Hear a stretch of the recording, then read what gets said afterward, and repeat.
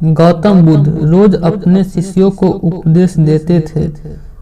बुद्ध की ज्ञान की बातें सुनने काफी लोग आते थे। एक व्यक्ति गौतम बुद्ध का प्रवचन सुनने रोज नियम से आता था और उनकी सारी बातें सुनता था। बुद्ध ने अपने प्रवचनों में क्रोध, अहंकार, लोभ, शत्रुता छोड़ने की बात कहते थे। बुद्ध के प्रवचनों का सार यही था कि इन बुरी बातों को छोड़े बिना जीवन में शांति नहीं मिल सकती है।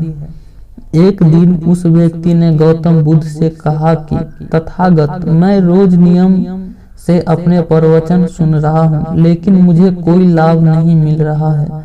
आपकी सारी बातें सच है, लेकिन मेरे जीवन में इनसे कोई बदलाव नहीं आ रहा है।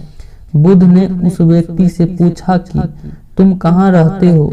उसने जवाब दिया कि मैं श्रीवस्ती में रहता हूँ। बुद्ध ने पूछा, ये जगह यहाँ से कितनी दूर है? उस व्यक्ति ने जगह की दूरी बताई। इसके बाद बुद्ध ने फिर से पूछा, तुम वहाँ कैसे जाते हो? व्यक्ति ने बताया कि कभी घोड़े पर, कभी बैलगाड़ी पर बैठकर जाता हूँ। बुद्ध ने फिर पूछा कि तुम्हें वहाँ पहुँचने में कितना समय लगता है? व्यक्ति ने पहुँचने का समय भी बता दिया।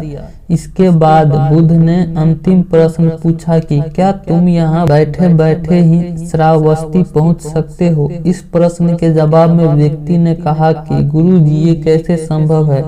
इसके लिए तो चलना पड़ेगा, तभी मैं वहाँ पहुँच सकता हूँ।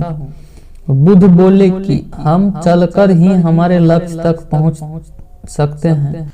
ठीक इसी तरह जब हम अच्छी बातों का पालन नहीं करेंगे, उन पर नहीं चलेंगे, तब तक हम पर प्रवचनों का कोई असर नहीं होगा। सिर्फ अच्छी बातें सुनने से हमारा जीवन नहीं बदलता। हमें प्रवचन को समझना होगा और उन्हें अपने जीवन में अपनाना होगा।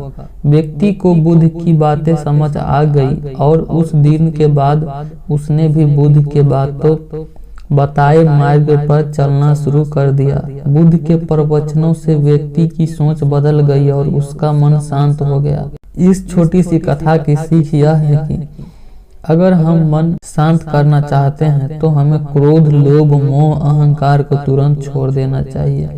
इन बुराइयों की वजह से हमारा मन अशांत रहता है, शांति नहीं मिलती।